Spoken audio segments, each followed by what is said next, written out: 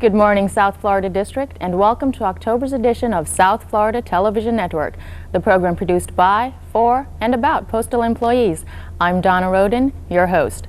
Many of you may already know that fiscal year 97 ended in September and that the South Florida District had a very successful year. The theme for fiscal year 98 is You Hold the Key. Today's guests are three of those key people, and they'll discuss their contributions to the district's success in 97 and give us suggestions on how we all can continue that winning trend for fiscal year 98. Let's meet Anna Cabrera, a clerk from Tamiami. Good morning, Donna. Good morning to you, Anna. We also have Anthony Hawkins, an electronic technician from Fort Lauderdale's PNDC. Good morning. Welcome, Tony. And we also have Leona Yerks. Leona is a carrier from the Tamarack station. Good morning, Leona. Each of whose facility won a Best Overall Award in their category. Awards were given to facilities in the district for overall performance in categories determined by size and number of employees. The required criteria included performance in areas such as sick leave, overtime, safety, and making the budget.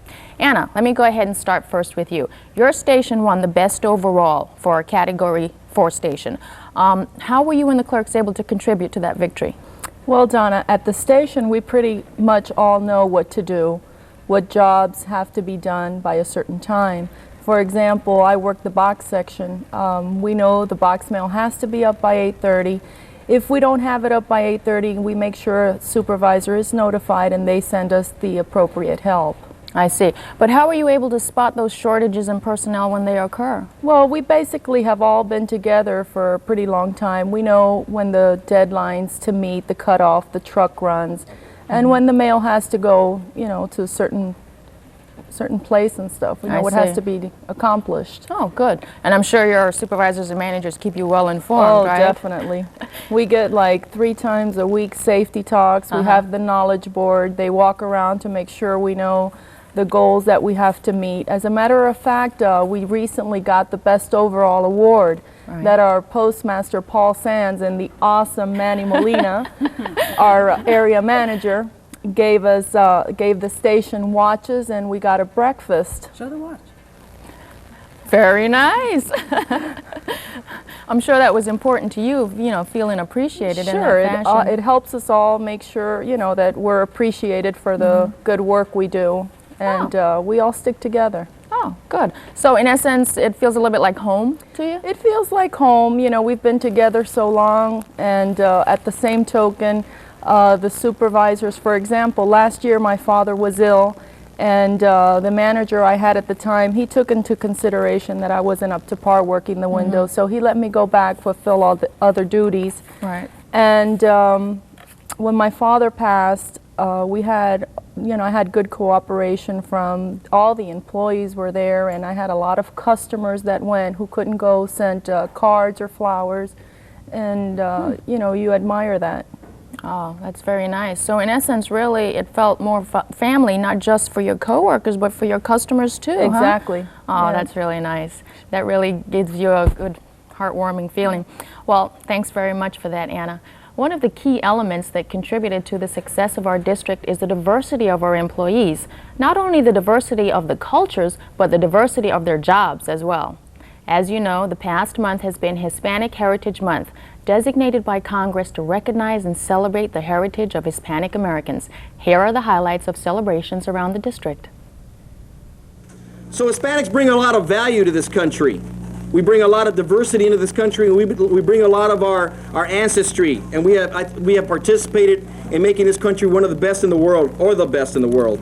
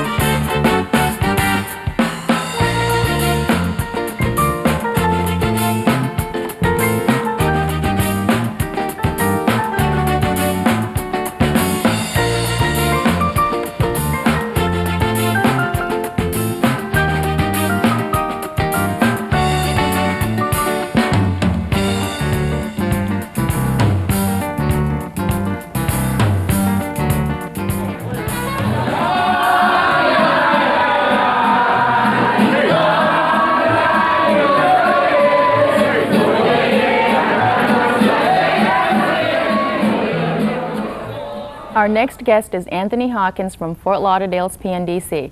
Tony, what does an electronic technician do? Well, basically, we monitor machine performance, automation machine performance, to ensure that it's performing at an optimum level. When it's not, we make the corrections necessary to put it at that level. Okay, tell me about one of the machines that you work on. Well, the MLOCR ISS, which is the multi-line optical character reader input subsystem, part of the remote barcoding system, basically lifts letter images and tries to decipher the address and apply a post-net barcode if it can. If it can't, that image is transferred electronically to a remote encoding center where humans sitting at terminals actually code in the address. I see. There must be a critical part to this process. That would be the image lift. If you don't get a nice, clear, crisp image, then it's out of focus or something like along that line. The equipment doesn't have a chance to decipher it properly, and humans also can't read it. Oh, so it would be difficult for both the clerks and the carriers as well. Exactly. I see.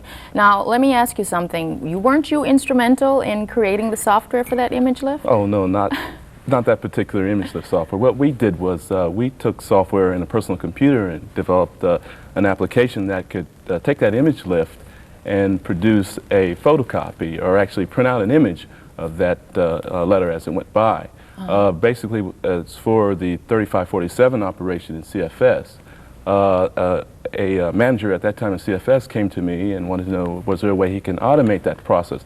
What they were doing was taking address correction mail and manually copying it on a Xerox printer. Wow. What we did was took that same mail and ran it through our ISS and captured the image. Now we produced the same copy that they did manually, automatically, through the PC and a PC printer. Right. Now, somebody had told me that the post office wasn't charging as much as they were charging their customer to run that process, but it was costing the post office more to do it. Was that right? That's correct. I believe an audit showed that even though we charged 50 cents for that service, actually the process itself was costing us 52 cents, I believe, per copy. So we were losing money on it. Exactly. So we're losing money. So hopefully now with this program we can actually it can be a money maker for us instead of a money loser. Yeah, and I'm sure the post office would appreciate that. Yes. Thanks for enlightening us on that, Tony. You're welcome. Last month, we said we would have the results of the Knowledge of the Business Rose Bowl contest. So let's see who that winner turned out to be.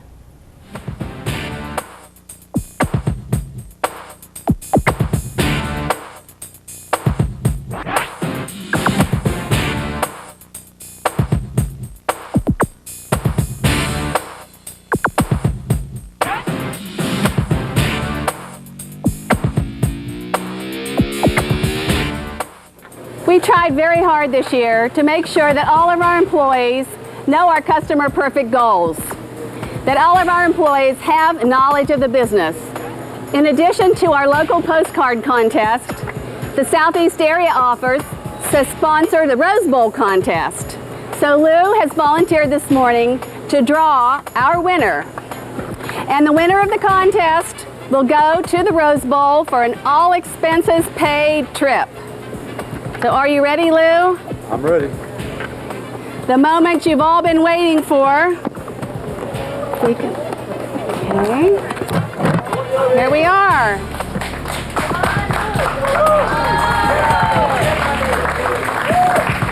All right. And the winner is for an all expense paid trip to the Rose Bowl, George Konjelik of Hollywood, Florida.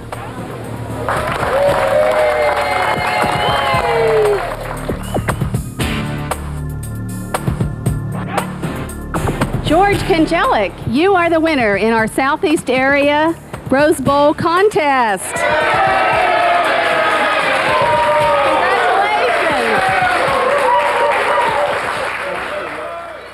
Have fun, George, and enjoy the game. And by the way, your SFTN host, she wears a size medium t-shirt.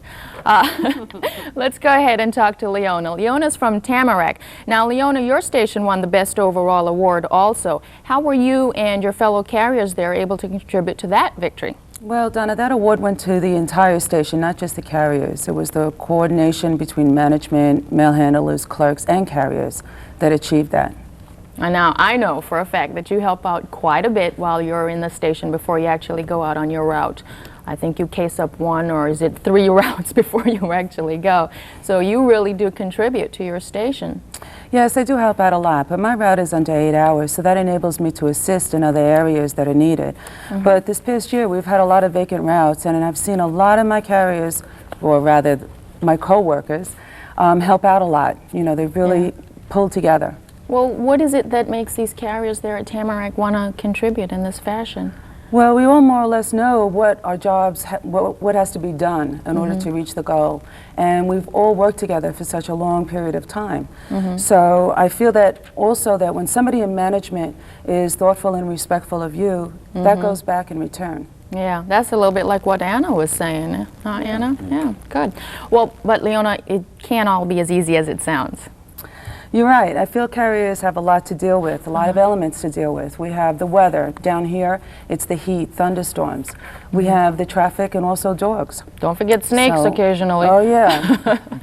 And also bees. And we have to do that, deliver the mail in a timely manner and accurately.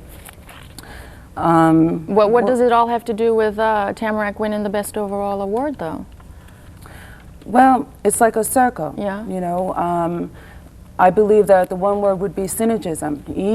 Each function in the post office acts individually, but ultimately it's for one goal, and that's service, Donna. I see what you mean. Because even though your job as a carrier is completely different from Tony's, which is completely different from Anna's and other clerks, I think what you're trying to say is that everybody, it all comes together in the end. You know, kind of like a united we stand, divided that we fall. Well, thanks very much for that, Leona. Now it's time to recognize another key to success with our employee spotlight. This month's spotlight is on Tina Corbett. Tina has been employed by the Postal Service for 18 years, all of that time at the GMF in Miami. She started as an LSM clerk, then became a window clerk, and for the last 10 years she's been the South Florida District's illustrator sign maker. Tina is an accomplished artist in her own right. In her spare time, and that's not a lot, she works in oils and acrylics. But it was Tina's obvious talents as an illustrator that led her to organize and create the First Connections, the newsletter for her church, First Baptist of West Hollywood. She has worked as editor since its inception in 1994. She also coordinates a team of 7 volunteers doing research, reporting, writing, photography, the layout, and the editing. Tina regards this all as a way to repay God for having blessed her with those talents in the first place. And, as if work and a newsletter weren't enough to keep her busy, Tina also coordinates a busy family life. She's married to Jay Corbett, who many of you may know as a South Florida PNDC expediter, Tour 1. They have 3 children, Heather, who's at Florida State, 18 years old, Stephen, who is 8, who keeps them busy with volunteering with his new Cub Scout troop, and 3-year-old Dylan, who just keeps everybody busy. Hats off to you, Tina, and keep up the good work. Now it's time for the first Knowledge Board update for fiscal year 98, and for that we go to the employees from Hollandale Post Office.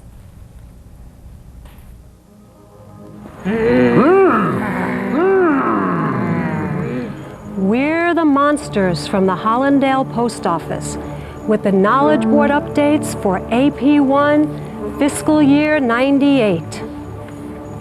So let's take a look at our goals and scores. For the voice of the customer, our EXFC goal is 93%. We made this goal by achieving 93%. Let's continue this trend.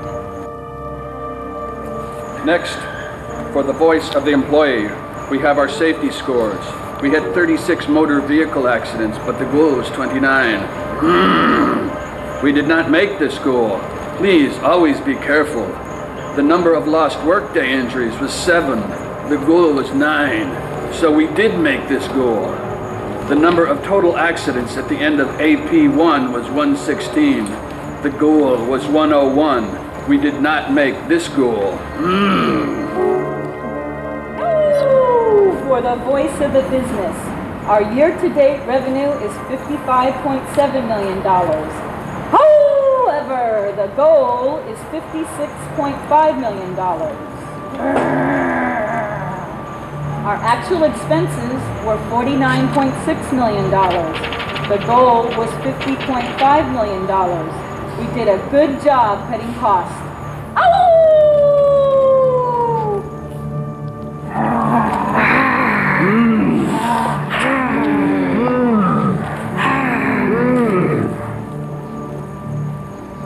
Let's work on maintaining an EXFC score of 93% or better, and focus on decreasing our motor vehicle accidents, total accidents, and increasing revenue.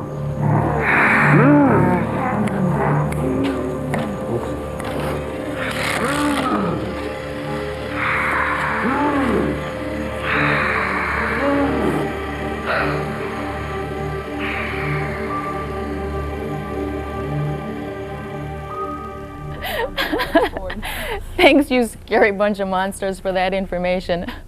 Speaking of knowledge of the business, you may remember that we've been talking about a headquarters survey. Well, the results are in, and South Florida District came in third in the Southeast area with 89% of our employees having knowledge of the business.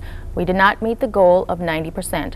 However, John Barbanti, District Manager, and Joanne Feint, Senior Plant Manager, felt that since we had improved so much and we were so close to the goal that they just had to give away not 5, but 6 widescreen TVs. All right. Yeah. So, Tony, want to give the barrel a spin for me?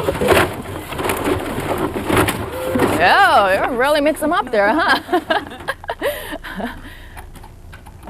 Okay, Leona, let's see what you got out of there. Just mix it up a little bit.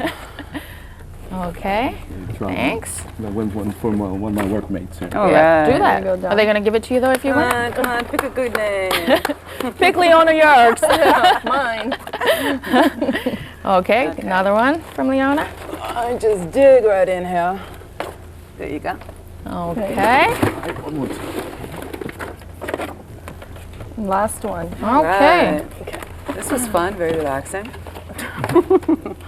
We'll be notifying the winners today that they have won, and with their permission, we'll go ahead and announce their names on the next broadcast. But so far, we have pay location 01, someone from Tavernier. We also have pay location 030, the training department. We have the accounting office, pay location 420. We have South Florida, PNDC, pay location 120. South Florida, MPC, pay location 341. We have the airport, mail facility, pay location 072. So we'll go ahead and notify those people. I want to thank Anna, Tony, and Leona for joining me here today and helping out with this drawing. And thanks again and congratulations to all of our winners. And remember that you hold the key. That's all our time for this segment. Stay tuned for the EAS portion coming up shortly. On behalf of the entire SFTN crew, thanks for tuning in. We'll see you on November the 20th at 8 a.m. Until then, move the mail, manage to succeed, and give thanks. You know that we're gonna come